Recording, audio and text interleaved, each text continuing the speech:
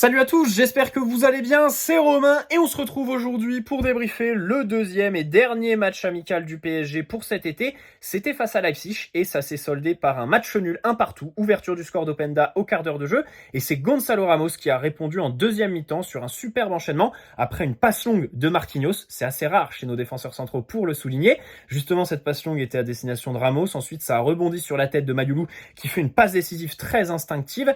Et le bon geste de buteur par Gonzalo Ramos. Jusque-là, le match était assez soporifique. Il a fallu l'entrée des cadres, Dembélé, Barcola, Nuno Mendes et Marquinhos pour voir le rythme s'accélérer un petit peu, même si tout n'est pas à jeter sur le reste. Il y a des jeunes qui ont été enthousiasmants, des joueurs aussi, Pacho, Lee Kang-in, qui fait 2 bons matchs de préparation, même si d'autres n'ont pas été bons, n'ont pas gagné de points. Et d'autres aussi ne sont même pas rentrés, voire n'ont pas été convoqués. Je commencerai par là. Les choix de Luis Enrique les plus marquants ce soir, c'est d'abord la non-convocation de Gadou dans le groupe. Alors, peut-être qu'il y a un problème physique et que Luis Enrique a été obligé de ne pas le convoquer. Sauf que aucun relais au sein du club ne s'est activé pour appeler les journalistes et leur dire le pourquoi du comment, puisqu'on n'a eu aucune explication sur cette non-convocation de Gadou dans le groupe, qui est plutôt surprenante. On rappelle que plus tôt dans la semaine, face à Sturm Graz, c'était El Hanash qui lui avait été préféré. Gadou est rentré, a fait une bonne entrée, il a bien tenu la baraque sur la fin de match, mais c'était suite à la blessure de Lucas Beraldo. Voilà, aujourd'hui, il n'est même pas convoqué. Ayman Kari n'est même pas rentré. Et Jamel a précisé sur Twitter qu'au début, c'était Cher N'Dour qui devait être convoqué, mais comme il est en instance de départ du côté du Beşiktaş dans le cadre d'un prêt, c'est dommage qu'on ne le prête pas en Ligue 1, N'Dour, parce que ça lui aurait certainement fait gagner des points, parce que là, il va revenir encore une fois, faire la préparation la saison prochaine pour être prêté, j'ai l'impression, jusqu'à l'issue de son contrat en 2027 ou 2028. Donc c'est un peu dommage. En Ligue 1, il aurait pu s'acclimater. Brest, par exemple, qui joue la Ligue des Champions, je les vois pas très actifs sur ce mercato. Peut-être qu'il y a une place à gratter pour lui. Ou alors Ayman Kari, justement, puisque Jamel nous dit que comme Cher N'Dour est en instance de départ et ne pouvait pas être convoqué, Ayman Kari l'a été. Puisque si N'Dour avait été disponible, Kari n'aurait même pas été convoqué par Luis Enrique. C'est l'info de Jamel. Et en plus, il est même pas rentré, Ayman Kari. Après son entrée très tardive, puisqu'il a été sur la dernière salve de changement contre Sturm Graz, pas à son poste. Il était ailier droit, voilà, alors que c'est plutôt un milieu offensif, numéro 10, numéro 8, un petit peu avancé, qui amène du surnom, mais dans l'axe, pas sur l'aile. Donc là, c'est très clair, il va falloir boucler un départ d'Ayman Kari sur les semaines qui vont venir, sur cette fin de mercato, c'est dommage. Alors, Moscardo n'était pas là, mais lui, visiblement, c'est physiquement qu'il est un peu émoussé après son entrée face à Sturm Graz, où c'est vrai, je me suis un peu enflammé dans le débrief, parce que sur ses premiers ballons, il mettait beaucoup d'impact, mais au final, sur les derniers, tu voyais très rapidement un joueur qui commençait à être dépassé par le rythme. Peut-être qu'on a sous-estimé l'impact de sa blessure. On parle d'une greffe osseuse. Ça parlait même d'une tumeur au pied, dans la voûte plantaire, donc c'est quand même assez important. On peut aussi s'interroger sur la clinique Aspetar, hein, là, à Doha, au Qatar. À chaque fois qu'on envoie des joueurs là-bas, ils reviennent en vrac et ils mettent 15 ans à s'en remettre. J'ai plus confiance en le mec qui est en Finlande, là, à chaque fois qu'on va opérer. Nuno Mendes, je crois, a été opéré là-bas. À Helsinki, Dembélé aussi, du temps du Barça, l'a été. Mukiele, je crois aussi. J'ai plus confiance en ce gars-là. Bon, je suis pas un médecin, mais j'ai plus confiance en ce mec-là. Bref. Donc Moscardo, voilà, il est un peu émoussé, c'est dommage. Bon, on peut aussi s'interroger sur le PSG, parce que hier, je faisais une vidéo mercato, un peu bilan de Luis Campos. C'est vrai que sur les critiques, on pourrait lui reprocher de se positionner sur des joueurs qui sont friables physiquement et de ne pas revenir sur les deals, en fait. Skriniar, tu lui signes le même deal un an après, alors qu'entre-temps, il a été opéré du dos et il n'a pas rejoué avec l'Inter. Voilà. Lucas Hernandez, Dembélé sont autant de joueurs où tu prends des risques. Hein. Asensio, pareil, on sait très bien que c'est un joueur qui a eu une carrière avant et après ses croisés. Bon, bref, là n'est pas le sujet. Donc, ce soir, équipe très remaniée. Pour le 11 qui était aligné, je note que Carlos Soler est préféré sur l'aile, plutôt que de mettre, par exemple, El Hanash, parce que la défense, c'était Soler à droite, Skriniar, Pacho, Zag, qui était donc à gauche. Pacho, on sait qu'il peut dépanner en tant que latéral gauche. J'aurais préféré de la part de Luis Enrique mettre Pacho latéral gauche, Zag sur son côté droit où il est bien plus à l'aise. On l'a vu ce soir dans la prise de décision, techniquement et même défensivement. Bon, il n'était pas à son poste. Et dans l'axe, je mets Skriniar avec un jeune El Anache par exemple, puisqu'il semble tenir à El Anache à qui je trouve pas grand-chose. Bon, à part peut-être son gelon, mais qu'on n'a pas trop vu ce soir. C'est dommage de mettre Carlos Soler, voilà, au poste de latéral en plus, parce que c'est même pas aider Carlos Soler que de le mettre là, plutôt qu'un jeune qui aurait été plutôt à l'aise. Zag à droite aurait été beaucoup plus à l'aise. Pacho peut dépanner à gauche. Et puis dans l'axe, t'aurais mis un défenseur central. Voilà, je préfère quand même juger des joueurs qui ont des perspectives d'avenir au club plutôt qu'un Carlos Soler qui en plus lui aussi semble être en instance de départ, puisque si la Sociedad vend Merino à Arsenal, ils seront capables de faire un transfert sec sur Carlos Soler. Ce serait assez miraculeux quand même de boucler un transfert sec, sachant que cet été, les ventes, c'est vraiment pas ça. Sur les autres étés, c'était limite ce qu'on réussissait le mieux dans nos mercatos, les ventes. Mais là, c'est quand même très très compliqué. Même Renato Sanchez, c'est un prêt sec où tu prends en charge l'intégralité du salaire. Bref. Au milieu de terrain, on a vu Vitinha, Asensio qui a eu des moments de fulgurance au retour des vestiaires et après la 20e minute où il a été plutôt bon, il a réussi à mettre un peu de rythme. Par exemple, c'est lui qui lance Lee Kang-in sur la grosse occasion, loupée ou pas, de Kolo Muani en première mi-temps. Et en deuxième, pareil, il mettait un petit peu de rythme, il accélérait le jeu, mais sinon, ça a été quand même dans l'ensemble assez fantomatique. Lee Kang-in, j'ai un peu plus apprécié. C'est vrai qu'il est très sûr techniquement. Maintenant, il faut absolument qu'il apprenne à utiliser son pied droit. Heureusement qu'il est côté droit et Mbaye côté gauche. On rappelle que Mbaye est côté gauche alors qu'en U19, il est plutôt côté droit. Et Lee Kang-in, bien sûr, sur ce côté droit, est bien plus à l'aise, bien meilleur pour l'équipe, même s'il reste quand même assez prévisible. C'est vrai que toujours le pied gauche, il utilise l'extérieur, il repique un peu dans l'axe, c'est un peu toujours la même chose avec lui. Mais il n'en reste pas moins qu'il fait une bonne préparation et il y a quelques perspectives avec lui sur cette saison où normalement il devrait faire un peu moins de déplacements en Corée du Sud. Kolo Muani aussi en pointe, ça c'est intéressant parce que contre Sturm il était sur l'aile et c'était Gonzalo Ramos qui était en pointe. On aurait pu se dire à ce moment-là que Kolo Muani était considéré comme un ailier droit par Luis Enrique, comme il l'a montré sur la deuxième partie de saison dernière. Au final, ce soir, il le met en pointe. Donc ça veut dire que Kolo n'est pas complètement délaissé pour ce poste de numéro 9. Bon, après, le match de ce soir ne va pas dans le sens favorable à Kolo Muani parce que techniquement, ça a été quand même très compliqué, voire limite un ravage. Alors, c'est vrai que l'occasion, on peut me dire qu'il se l'a créé et que c'est déjà ça. Mais voilà, il loupe les contrôles sur 3-4 mètres. Il n'est pas du tout dans les bons tempos. C'est quand même très très compliqué. Pour Randall, il va falloir s'y remettre parce qu'en première mi-temps, c'était violent. La différence, le fossé entre lui et Mbaye. Mbaye qui, encore une fois, s'est bien montré.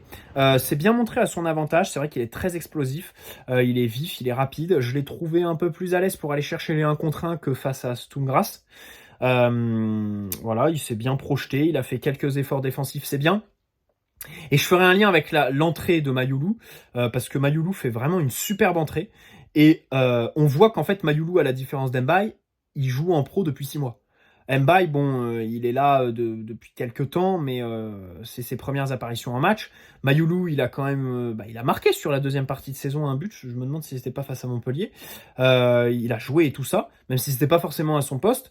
Il est beaucoup plus à l'aise. Et dans la prise de décision, c'est vrai que Mbaye, on attend un peu plus. Voilà, il y a un peu de déchets dans la prise de décision, mais ça viendra bien sûr, c'est une question de temps et d'acclimatation. Lui, Mayoulou, tu sens qu'il est à l'étape supérieure, parce que j'ai vraiment aimé sa deuxième demi-temps, le petit Seny Mayoulou.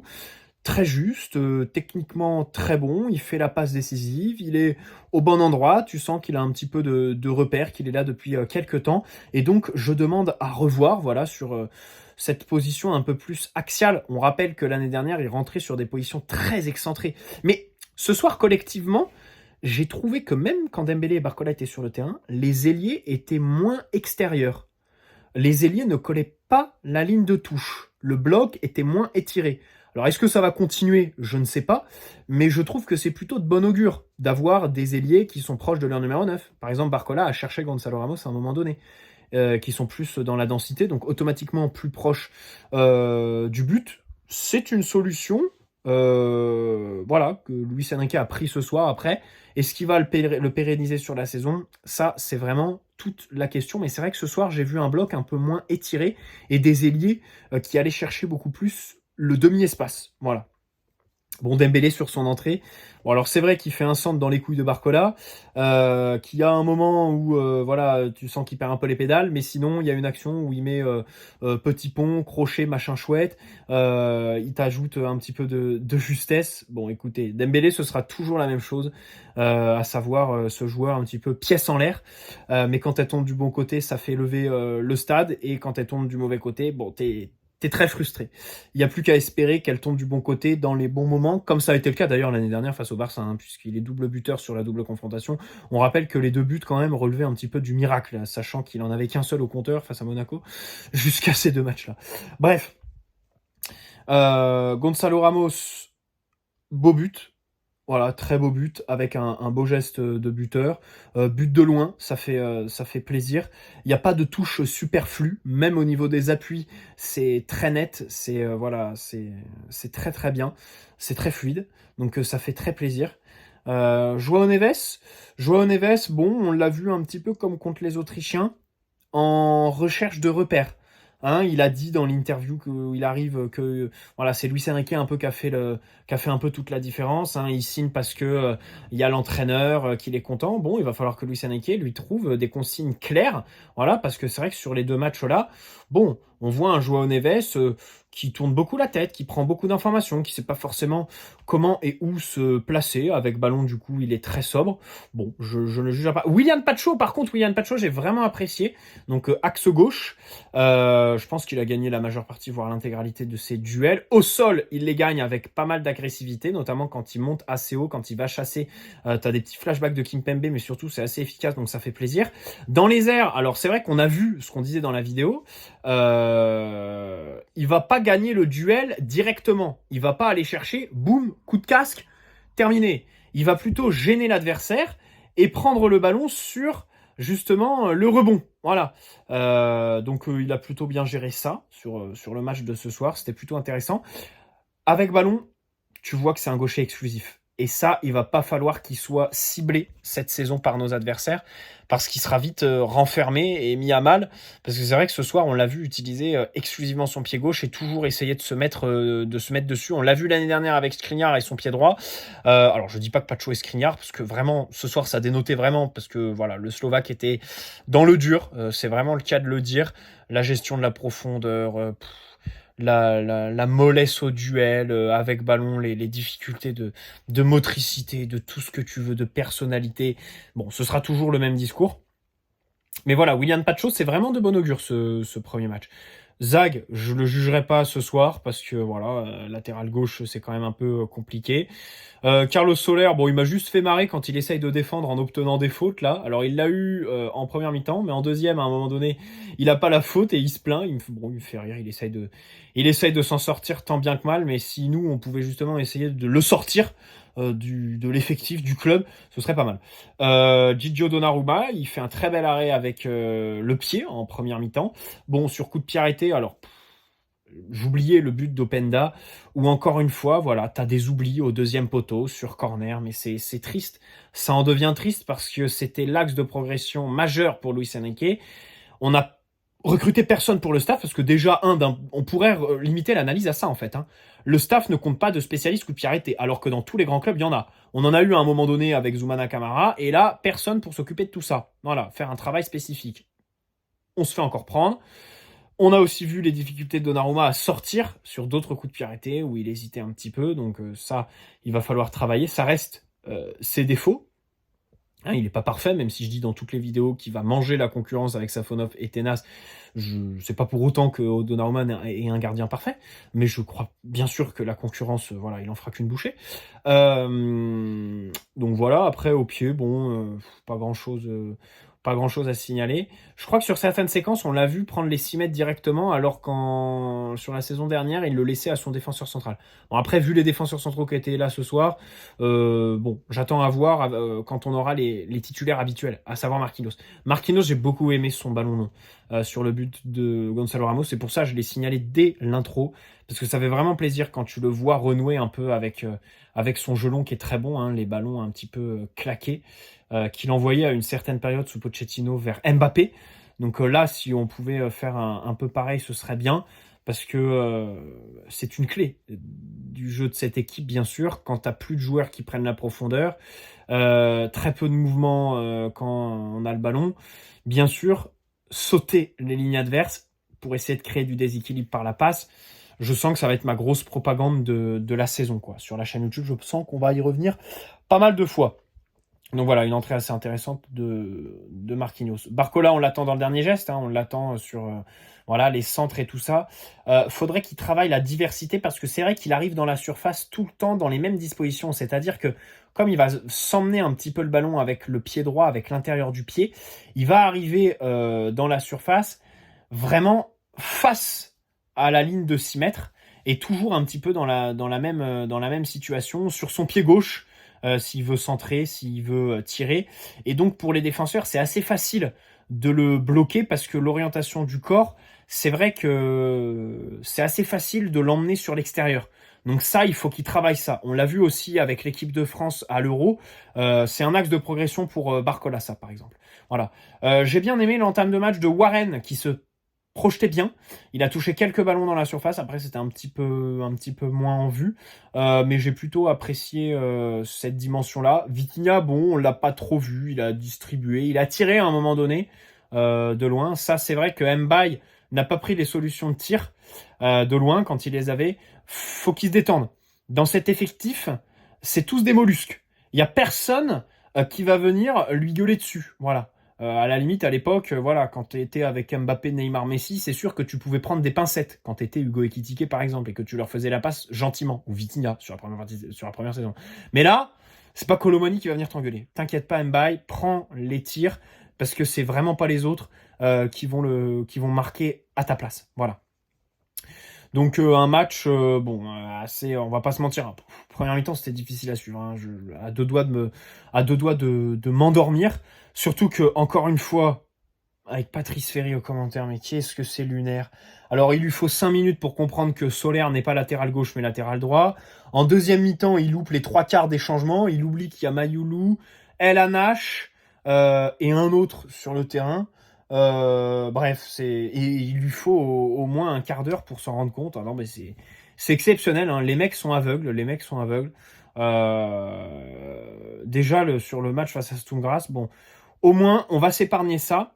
DAZN, ils avaient annoncé un peu. Alors, ils avaient commencé par annoncer Smaïl Bouabdella, Rudy Garcia, et là je me disais, bon, c'est du réchauffé quoi. Mediapro ont fait la même chose. Ils ont coulé 6 mois après. C'est dommage. Mais là, ils ont piqué Ambre Godillon à PSG TV, qui est donc une nouvelle figure pour la Ligue 1.